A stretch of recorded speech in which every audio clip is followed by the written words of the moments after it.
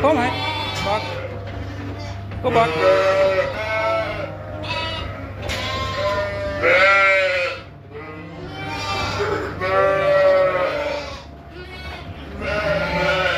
Kom her.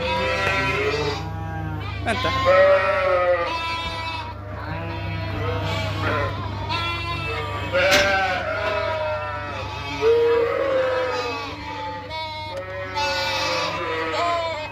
Kløfta, bjørn er i bø, men en er i grøfta. Ja, for vi drar til elven.